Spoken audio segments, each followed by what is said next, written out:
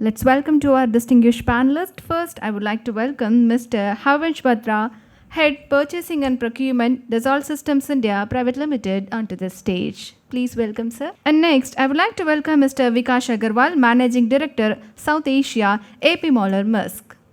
And next, I would like to welcome Mr. Hemant Badri, Head of Supply Chain and Vice President, Flipkart Group. Next, I would like to invite Ms. Kami Vishwanathan, Senior Vice President, Operations Middle East, Indian Subcontinent and Africa, FedEx Express India Private Limited, onto this stage. And next, I would like to invite Mr. Rashik Gupta, Managing Director and Partner, Boston Consulting Group, onto this stage. Please welcome, sir. To preside over this engaging discussion, we are honored to have Mr. Amitandu Palit, Senior Research Fellow and Research Lead Trade and Economics at the Institute of South Asian Studies, National University of Singapore, as our moderator. We are confident that his guidance and this panel discussion will be both enlightening and thought-provoking. Thank you. Thank you so much. And at the outset, I think so spoken about and so discussed to the extent that have now emerged as national, regional, and global priorities across the world. And we heard Chris alluding to the China Plus One system that has become a guiding factor in many supply chain allocations over time. So is this something that we are going to live with as we go ahead? And before I call upon my distinguished panelists to exchanges, I think it's important to look at a particular trend that is beginning to emerge, and again in the context of this very important word, diversification. So the United Nations has just come out with its report on the trade prospects of the year 2023.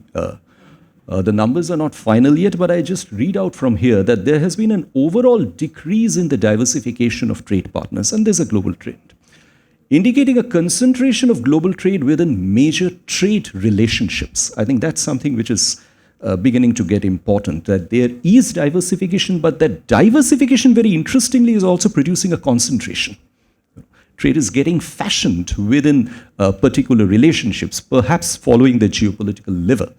What impact will it have on trade over time? How the supply chains will respond to these, whether they comprise opportunities or whether they comprise challenges, and the mixing and matching of the challenges and opportunities, whether they are going to be synergistic in any sense. They are going to create tremendous headaches, I suppose, for you guys who are out there. So let me start with you, Kami, right there on there. If you could come in with your thoughts. Thank you. Sure, thanks, Amitandu. Good morning, everyone. I think the last few years have certainly been very unusual for global supply chains. We've always seen variability in terms of supply and demand in supply chains, but I think the degree of variability over the last few years has been much greater. So with the pandemic, we saw capacity getting decreased dramatically. There was an inability to predict demand with the lockdowns in both the source and destination markets. And that led to a bullwhip effect post-pandemic. And then with the Ukraine war, you saw fuel prices increasing significantly. And then with all of the, made it very important for businesses to be thinking about supply chain resiliency. And part of that conversation and thought process is about how do you develop diverse supply sources. And I think we talked about the various markets that are competing to be the sort of China Plus One opportunity. And I'll talk a little bit more later in the session about how India, I think, can be a beneficiary of that, and how we as logistics provider will and can support that. But I think the other aspect which is becoming very critical is building supply chain visibility. And the data that we have to create real-time data on carbon emissions of shipments. So we've launched a tool called FedEx Sustainability Insight, which provides that data for our customers. And so to move this vision forward of creating more intelligent supply chains, we're also engaging outside of FedEx with startups. And a lot of that focus is now in India. We set up FedEx Innovation Lab last year, where we invest in startups that are building new technologies and business models for creating this visibility across different modes, and improving that customer experience in terms of that predictability, that estimation, and that transparency in the whole shipping process. We're also working with the IIT Madras. So we set up a center of excellence for sustainable and smarter supply chains with the IIT Madras recently, where we're working on the future of supply chains, whether that's sustainability or new technologies, and how do we build the talent ecosystem to focus on this space, which is going to be so critical. So in our view, I think leveraging data and technology is, you can't have supply chain resiliency without data and technology. And our centralized data platform enables us to develop solutions for our customers to help manage through the demand fluctuations in their business and grow their business. And these insights help make supply chains smarter. So that's really our big focus. How do we help make supply chains smarter via the information we have in our network, and how do we drive that innovation from India? I think that's a big focus for FedEx.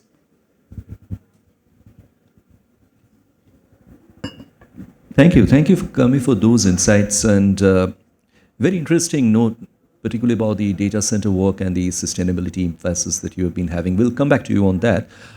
Vikash, can I come to you right now? And it's very interesting that you guys actually move goods. I mean, you have been physically moving goods from one part of the world to the other, and the kind of disruption implications for the logistics industry, nobody better than you to actually explain on that. So could you just take us through that?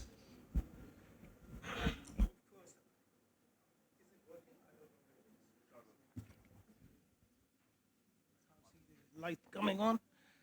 So we have already experienced a disruption here. So a good start to explain how disruption and this whole supply chain is working. Let me start by, of course, it's a very topic which is very, very close to us now. Let me start with, we have seen the hyper-globalization, and supply chain is an integral part of everything what the hyper-globalization has happened, but never before supply chain ever got the attention or the newsroom topic or a boardroom topic. It was never that case. And in the last 2 years post-pandemic, we started to realize how supply chain has started to become a significant part of the boardroom discussion or even the newsroom discussion now.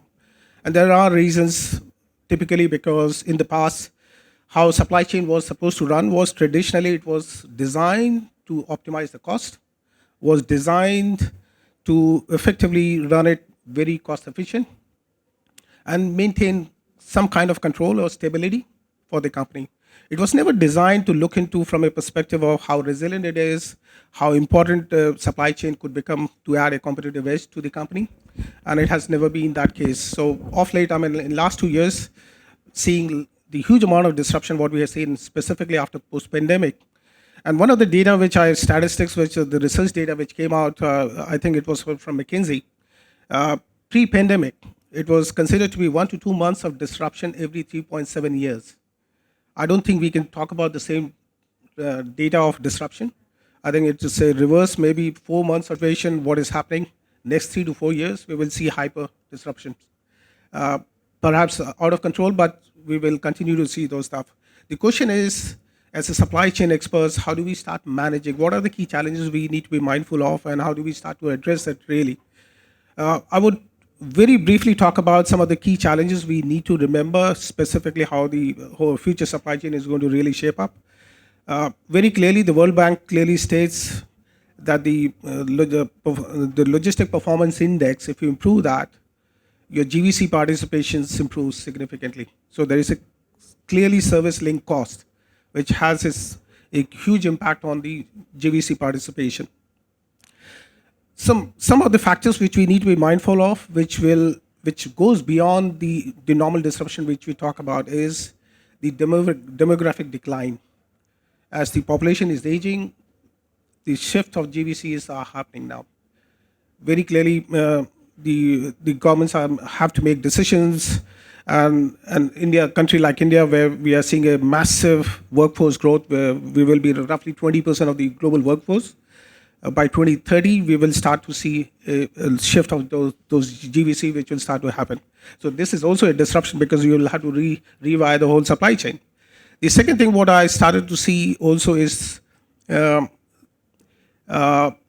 push, which Chris talked about, the government starting to look for those multinational FDIs to really push for those manufacturing and start to take the opportunity on the capture the value of GVC, or get a higher participation in GVC, whether it's backward linkage or a forward linkage. I'm sure every country will have a different journey too, but this will also change and cause significant disruption, and that challenge, as a supply chain expert, we need to be mindful of and be prepared to really look into. The third very important one, which I think one of the audience addressing the resilience, we need to understand the vulnerability of what vulnerability or weakness we have in our supply chain. One of the research data which talks about, which is very alarming, 50%, less than 50% of the supply chain experts really understood the implication of the location of the tier one supplier and the potential risk it may cause to the supply chain. And less than 2% of the supply chain expert really understood anything beyond tier 3 and beyond. So you could very well imagine, when you are banking on your tier 1, tier 2, tier 3 suppliers, the awareness about whether you know them, what potential risk it has, and how do you address it. We are not really addressing it. And you can't build resilience if you don't understand those stuff.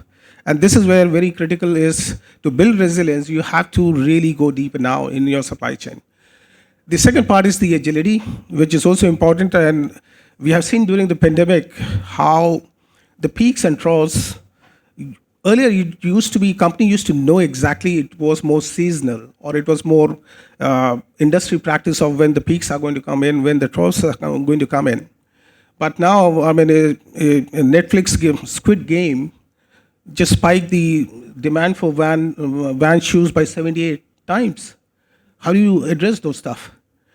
So there are a lot of new dynamics which are starting to appear. So the consumer-centric fragmented supply chain and the demands which are coming in now is causing significant pain and forces people to really relook at how you are effectively going to design this thing. And that I've seen is almost 75% of our top 200 global customers have already a clear science-based or net zero targets set for themselves for 2030. And within the supply chain, we can't be thinking about not really starting to address it. And this is again an area which you have to be mindful of if you were to really address some of the disruption. So those are a few high-level thoughts which I have on this. Thank you so much, Vikash. In fact, very good to hear about your insights on that, and you do resonate a part of what Kami has already shared with us earlier. We'll come back to that. Hemant, Flipkart is... I think we heard from Kami and Vikas in terms of global trends. I'll back home share some of the perspective. I think for India, we witnessed a lot of kind of a disruption, whether it is natural calamities to geopolitical challenges. And e-commerce is the place where you have every order gets amplified because it's a customer order. Yeah, as Vikas was touching, you will have some of the days where you will have 100x of a demand, and that's what is today's times. Today, consumer shopping pattern is changed. Okay, what we at Flipkart are trying to solve is how can we democratize commerce using technology. So one of the biggest learning for us has been technology has been a biggest enabler, whether it is track and trace, whether it is dynamic network optimization, whether it is dynamic sourcing node optimization. That happens on a click before even customer places an order, basis the situation, which node has any of the disruption. So business continuity planning across the supply chain is very, very important. So we work on 3 principles. I think supply chain is all about 3 C's and 1 R. I mean, you have to make sure that 3 A's, so availability, accessibility, affordability. And today's word resilience has become the more added flavor. But what is good, we've seen over the years, is it's a boardroom discussion now. Companies are investing in supply chain. I see massive investment in warehousing infrastructure, which never used to be a kind of the core subject of discussion. So massive infrastructure transformation is what you see. Second learning which companies are following back home here is definitely every place digitization. We being new age company, whether it is a customer journey to every order journey, you really dynamically monitor time delivery. There are huge amount of trust marker. How do you give open box delivery from a customer experience? Because customer has lot of choices and technology is the heart of transformation and that helps. Third dimension and most important is skilling, because you would have the e-commerce and the new age companies, you will have peaks and troughs. How do you create a geek workforce? How do we create skill India and building those logistic skill set, because it is lot technology enabled, and how you de-skill some of the job, that is also important with technology. Can you just be, maybe it is common, you store 5 million cubic feet in one area. So I think it's a dramatic shift, and it is really the network and ability to diversify network. And we have lot of demand in tier 2 tier 3 towns, so the technology is helping us to reach every possible place in India. The other interesting trend is today technology is helping a lot of SMEs to make their product listed on a platform, and without having infrastructure, without having offices, without having showroom, they can sell all 25,000 pin code. That disruption, I think some places I believe that we will leapfrog versus west part of the country on technology. Maybe EV. We see that all three wheelers upwards of 70-80% EV adoption, and new age companies are unlocking that future potential. So I believe that we are living in a most exciting time in this country at this stage for supply chain professional. I think best profession to be in at this point in time. Yeah.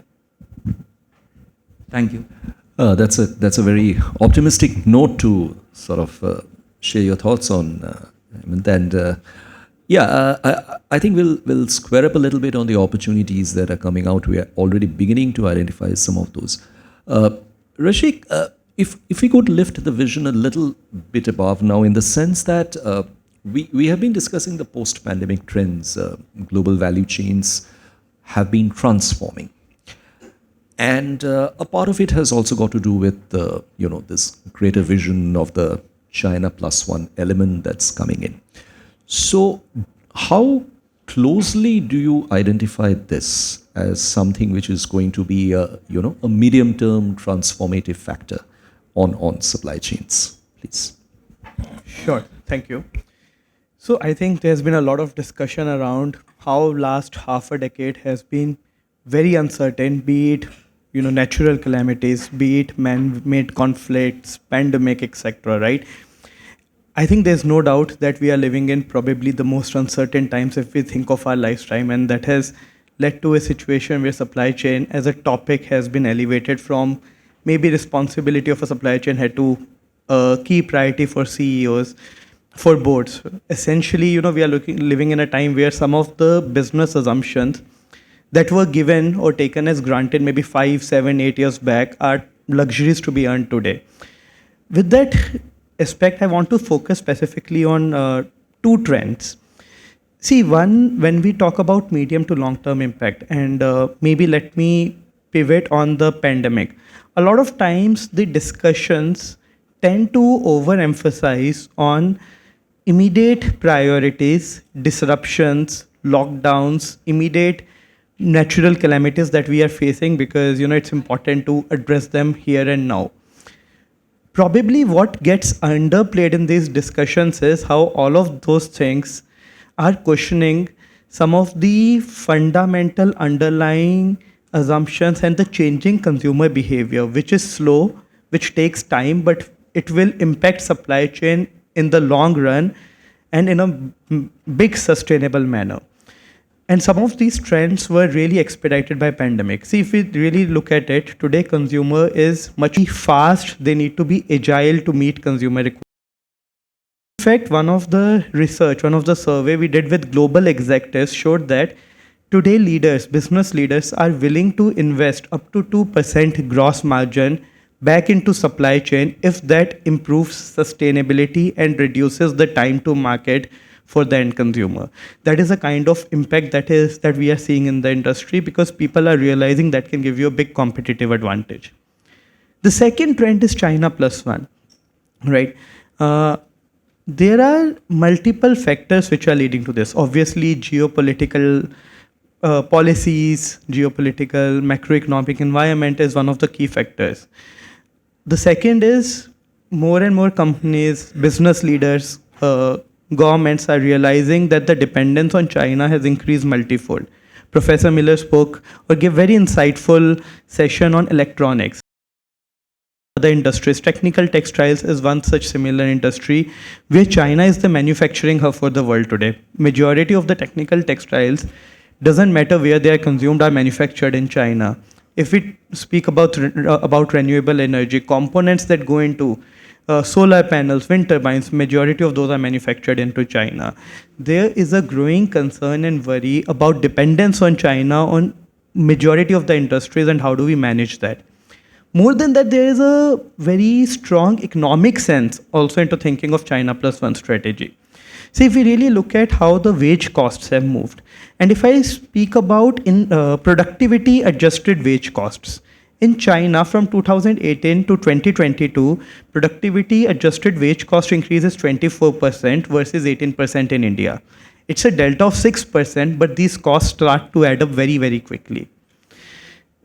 How is this impacting everything? Now, if I speak about China-US relationship, right, because US is one of the major trading partners with China, between again 2018 and 2022, on inflation-adjusted terms, US imports from China has gone down by 10%.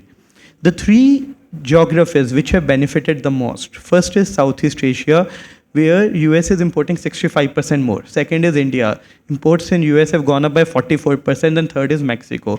Imports in US have gone up by 18%. And there are multiple industries which are benefiting from these shifting trends. Some of the predominant industry, one is obviously electronics, auto components, machinery, mechanical machinery, engineering services and goods, etc. Right? So the point, or to summarize, the message that I'm trying to land is all of these fundamental trends are here to stay. And these are actually big opportunities for us if we really think of it from a supply chain perspective, because if handled well, they can actually transform into big sustainable competitive advantages. Some of those examples are visible. See, Apple or Foxconn, they have been in India for last 15 years, but the focus that they are giving in last 3 to 4 years in increasing production in India has never been witnessed in the past. Nike or Adidas, they are looking at India as a risk mitigation strategy because 50 to 60% of their output comes from Vietnam and Indonesia, and they need to be decisive and they need to be accurate in their decision-making process. Second, sustainability and transparency, end-to-end traceability is becoming extremely important. Our ecosystem, infrastructure needs to be geared up for this. And third, all of this needs to happen without increasing cost.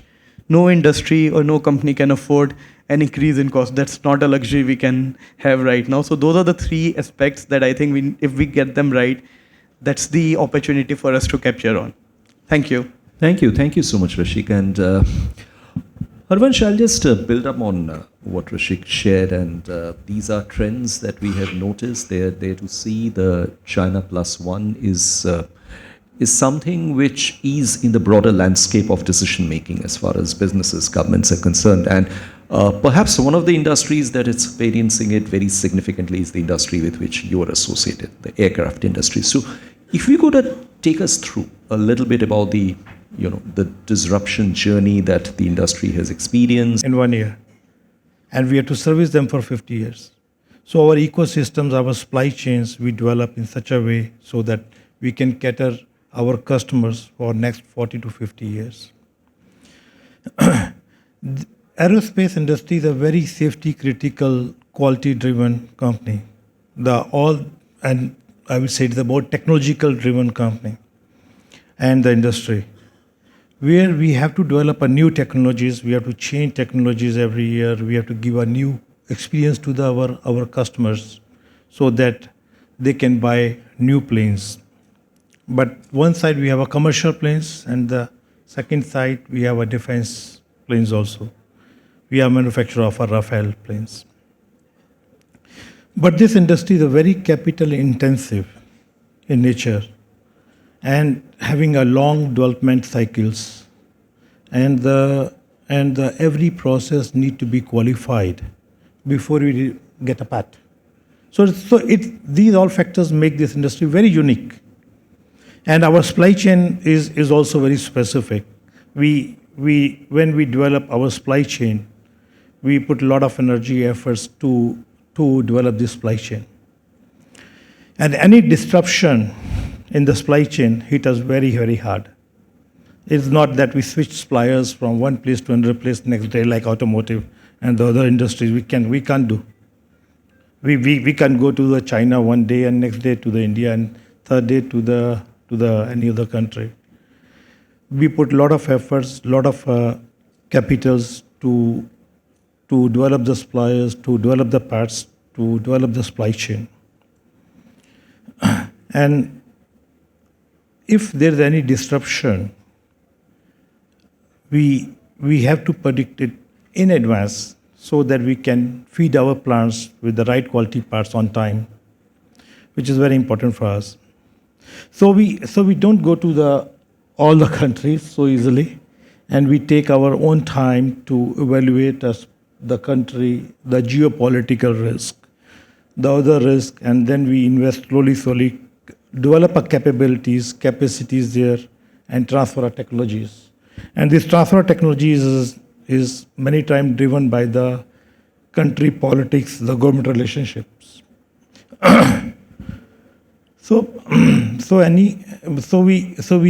We really do our sourcing strategy upfront, and we keep on revisiting our sourcing strategies. And the capacities, which is a second challenge for us, because to make many parts, we need all type of technologies for the aircrafts, all type of technology, even the electronics, what we have discussed a lot. If we talk about the mechanical, the systems, the communication systems, navigation systems, everything goes into aircrafts. So we have to evaluate on the technologies, capacities, capability, and then build our strategy and revisit it. So it's a bit of a complex situation, and the logistic is a big part of our supply chain. We depend a lot on the logistics partners because they help us to give all the parts on time to the manufacturing plants. If we talk about the COVID impact, which has impacted us very badly, the aerospace plane manufacturer has lost around $12 to $15 billion in the COVID, because all the customers has deferred their orders or they have cancelled their orders and if I have a right number, by 60% order was cancelled or deferred. So there was a big impact on the supply chain. And this impact on our supply chain has taught us a lot of lessons. A lot of our small suppliers get bankrupt because this is a very capital-intensive industry, and to build up a supply chain, their own supply chain as a tier one, they have to invest a lot in the child parts, in the raw materials, in the manufacturing, and they were not able to sustain. So we have revisited our supply chain. We have developed our new suppliers. Second, we have impacted by the raw material and the chemical and electronics component supply during the pandemic also. so which has hit us very low, very heavily. So this is a very complex industry where we have to take a lot of factors in consideration before we decide our suppliers. Sorry, this is a very different industry than the others, and we have to work on new technologies every day and develop the new suppliers and new processes. No, thank you. That's perfectly well taken, Vansh. In fact, I'm mindful of the fact that we do have a lot of interesting queries that will be coming from the floor. But there's a very quick round I wanted to do with all of you guys on 2 points, and maybe I'll just consolidate these together. So we have been looking at opportunities, and some of these have been coming through out of the insights that you have shared, and clearly the opportunity to become more sustainable in a sense, climate compliant, change the working fashion systems in a way that the climate exigency is handled from a business perspective.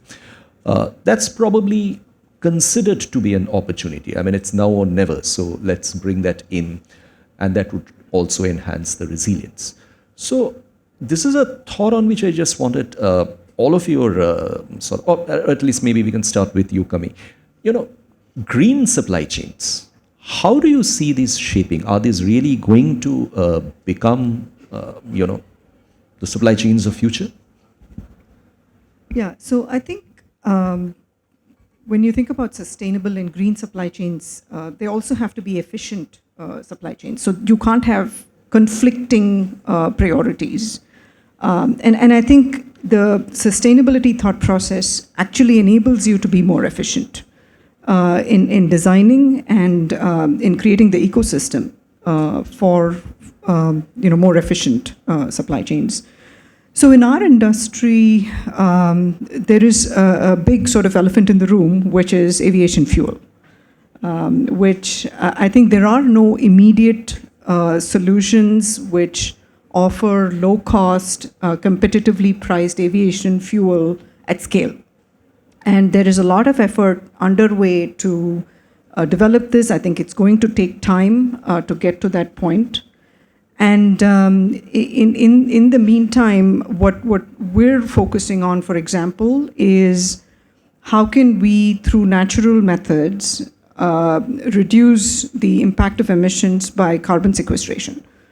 So we have an engagement with the Yale Center for Natural Carbon Capture, where we are looking at developing sequestration technologies that will capture carbon from the atmosphere in using natural systems. And I think when you look at the ecosystem, customers want greener products. So that is not, it's a business imperative. It's not a nice to have, it's a need to have. We also know that we need the entire making them green and a multitude of sustainability features in them, sustainable packaging, and also investing in sustainability startups. I think those are some of the areas where we are focused.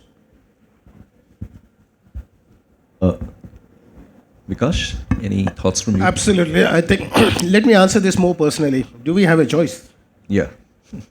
I mean, maybe I have a choice, but not my future generation. And we have to take it personally, actually. This is a personal agenda rather than a corporate or a government agenda. That is purely on the base of it. If we were to talk about in terms of how, as a company, or as corporates, how do we take it? I think we have to also think about our customers, because we are there because of the customers, and the customers are definitely going to demand this now. The only point is the world is divided now.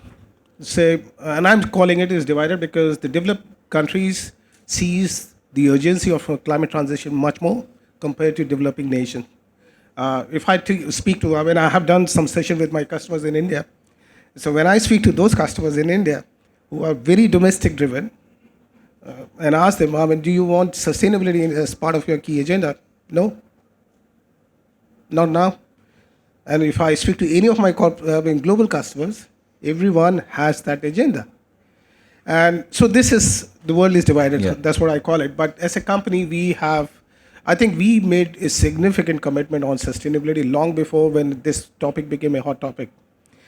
We already committed to a massive amount of our transition, which we made a commitment, and we advanced that commitment by 10 years. So we said 2050 net zero, we have brought it down to 2040, and we have also committed in huge billions of dollars of investment in vessels on green methanol, where we don't even have the visibility of the fuel available or not.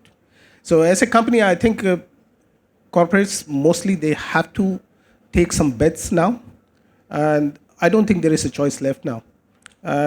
It's a question of how survival. What about the choice that is being given to people in this regard? Because there's a question of capacities, there's a question of technology, learning, ability to adopt, and no better ground than India to understand that.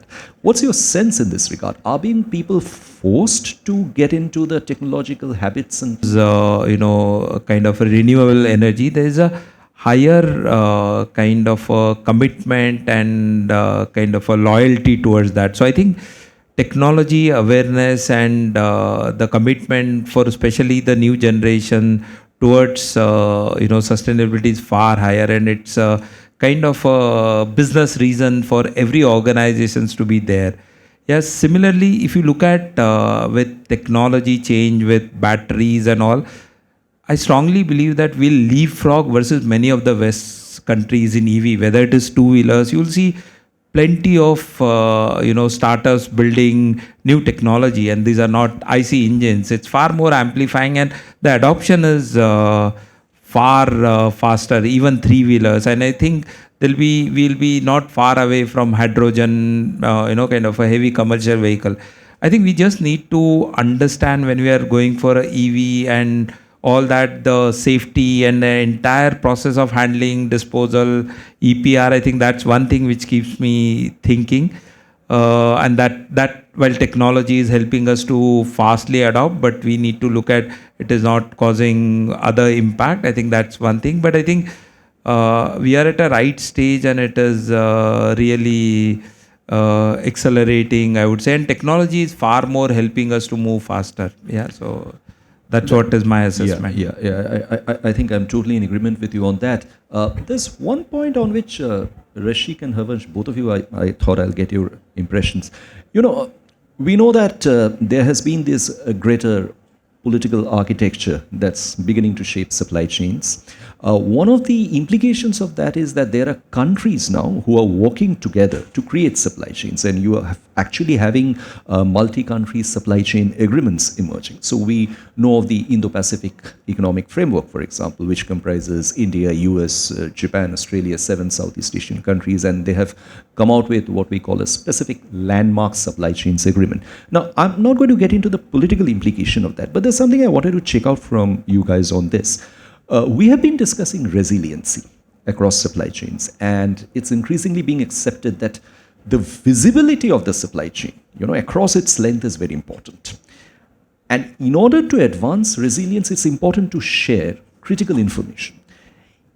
To what extent do you think this is possible? Would businesses be comfortable sharing critical information across the length and breadth of the supply chains? Why don't we have it first from you, Rashik, and then I'll come to Harvansh. Yeah. So I think that's a very interesting question, and I'm sure most people in this room will be facing this challenge, right? Resilience is important. There's no doubt about it, but how do we build resilience without right data and information in place? I think simply put it, there's no choice. We have to build that information database. We have to build that know-how.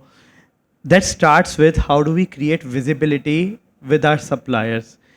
And the idea is, how do we really think of our strategic supplier partnerships versus tactical supplier partnerships?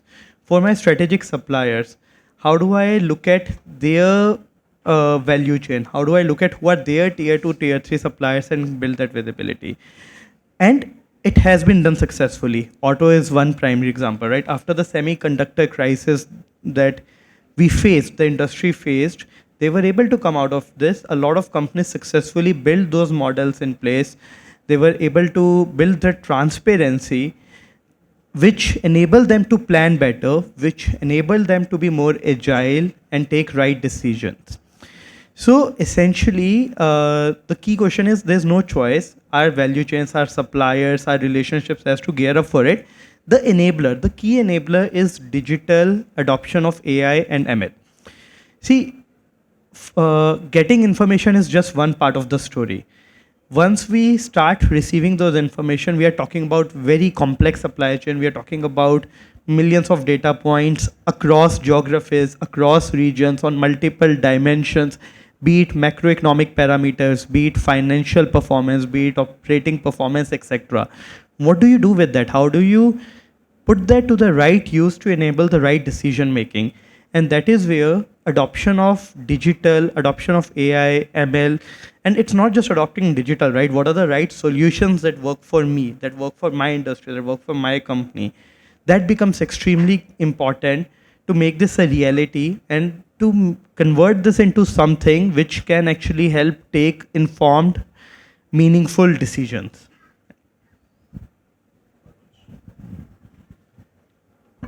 Actually, in the aerospace, our development cycles are very long.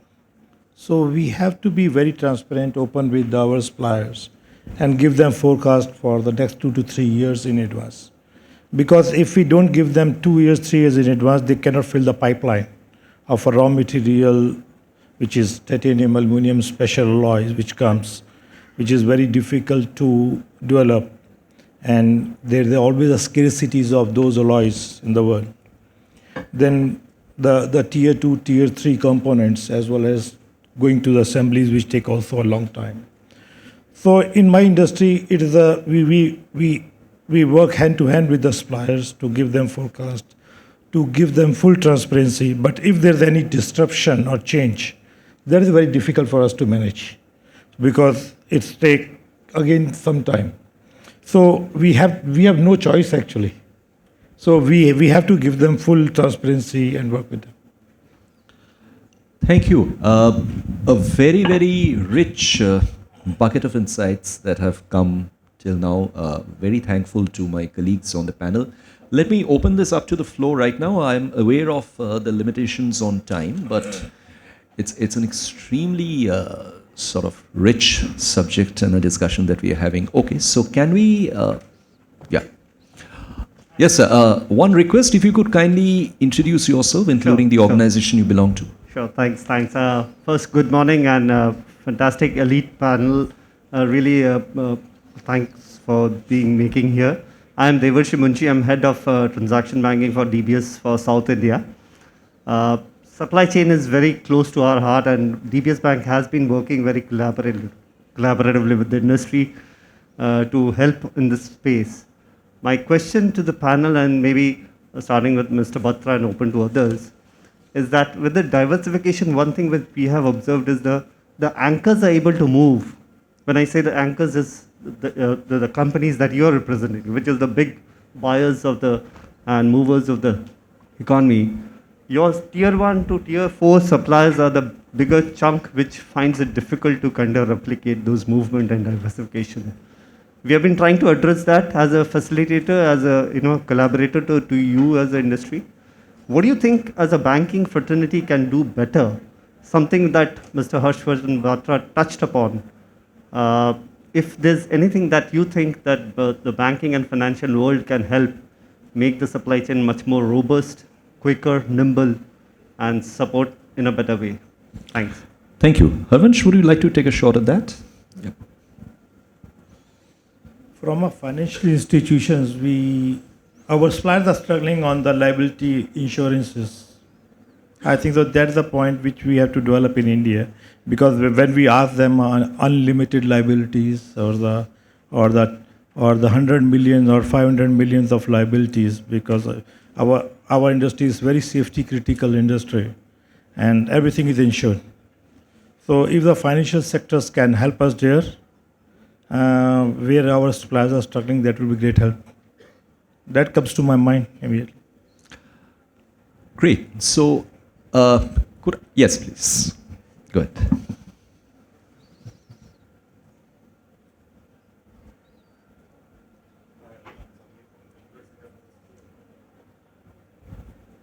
Just wanted to ask Mr. Vikash this question. Excuse me, could you please introduce yourself? You I'm missed the Sameer introduction. Kuduru from the US India Business Council. Right. Just wanted to ask Mr. Vikash this question. Kami mentioned it's very difficult to find sustainable aviation fuel suppliers. So, how do you see as a logistics supplier? I mean, movement of logistics is critical, especially in the shipping sector, right? So, how difficult is it to retrofit, ships with sustainable engines, things like that? Is it even possible pragmatically in the next 30 to 40 years? What do you think? Yeah, I think the answer is there already. There is no question of retrofitting anymore right now. What you're doing is you're taking up new technology and completely new vessels. That's what we are doing at the moment. So we are not taking any other way of retrofitting few things. It is completely new technology, and of course the technologies are also changing. Which fuel is going to really sustain is also another question mark, which is there. So I think it's a question of more investment which is required to transition into the new technology, into the new fuel or more sustainable vessels. Yeah. We still have time for 2 more questions at least, I think. Hello. Yeah, please. Yeah, hi. This is Ramachandran. I'm from Premier Carbonic Private Limited. We are into carbon dioxide recovery. So I have a couple of questions, if you can allow me. One is Can I allow you one? No, Because it's almost similar. It's almost similar. So yeah, please, if you don't mind. I'll be very quick. One is to Mrs. Kami. So how do you see green methanol playing a larger role in the aviation fuel sector? And the other is to Mr. Vikas. What do you see faster adoption? Is it going to be green methanol or green ammonia in the shipping industry? Thank you. So I think in the key factor is going to be what is the availability and what is the ability to develop at scale sustainable aviation fuel. There are options available today. The question is at what price point and at what scale. I think those are going to be the determining factors for which technology ultimately becomes the prevalent one. The answer from my side is very simple, because we have already made a choice of at least going for green methanol, because it's again you're debating whether ammonia is more stable or not, whether it's safe. But from our perspective, we took a bet on to say we will go for green methanol. And of course, I'm not a subject matter expert on this, but I know a lot is happening and being debated and being discussed. But from our perspective, I do have a colleague who's an expert on this, who's sitting here. And maybe on the side, I'll ask him to have a conversation with you on this. Okay, great. So one final question. Yes, please, sir. Hello, good morning. My name is Lakshmi Sai Kumar and I represent Part-Timer Inc. We are into skilling. So as you know, we talk about diversification, we talk about green economy. So how the industry is impacted by skilling and reskilling of the workforce, to reach net zero or green economy. So yeah, what is the opportunities involved when it comes to this? All right, thank you. Who might want to take a shot at that? Yeah, Arvind, go ahead. I think so. You are talking about skills development. That is very important for our industry, and especially to develop a supply chain in India. So we have taken some of the institutes, and we are developing our skills in the blue collars and the white collars workforce here, so that we can get a right workforce for our aerospace components and partners development. And that is very important. If your company can contribute, we can discuss that. Okay, that's a very positive note to end the discussion on. And thank you so much, guys. Thank you. It's been fantastic sharing this panel with you. It's been a privilege and opportunity. Thank you to everybody. Thanks for being such a patient and engaging audience. Can I hand this back to you?